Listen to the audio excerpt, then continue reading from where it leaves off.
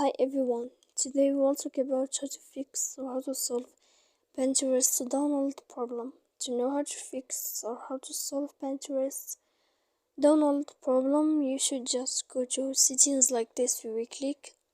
After that, in this page, we go to apps, default apps, app settings.